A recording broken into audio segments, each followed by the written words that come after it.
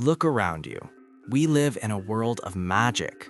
We hold entire libraries in our pockets, navigate across continents with the tap, and talk to satellites orbiting the Earth. We know that electricity powers all of this, but electricity by itself is just raw energy. It's wild and chaotic. To make it useful, to make it think, we need a way to control it. Traditionally, materials picked a side. They were either conductors, like the copper in a wire that lets electricity flow freely, or they were insulators, like rubber or glass that block it completely. But then we found the middle ground, the Goldilocks material. It's not quite a conductor, and it's not quite an insulator.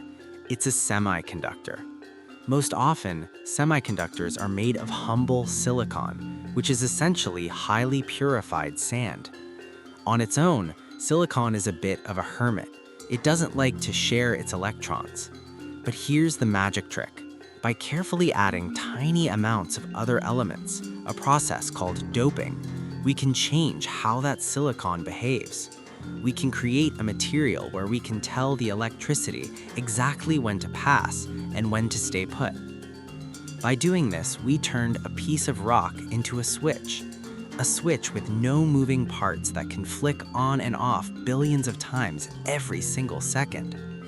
This tiny switch is called a transistor. It is the fundamental building block of our entire digital world. Now, one switch can't do much, but what if you connect them? What if you pack millions, actually billions of them onto a slice of silicon no bigger than your fingernail? Now, you don't just have a switch, you have a brain. You have a microchip. Creating these is the most precise manufacturing process in human history. We use ultraviolet light to etch patterns onto silicon that are smaller than a human virus.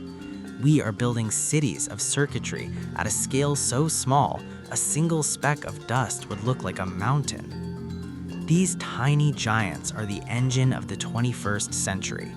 They crunch the data for artificial intelligence, they manage the power in electric cars, and they bridge the gap between human thought and digital action. So, the next time you tap your screen or start your car, remember, you aren't just using a gadget.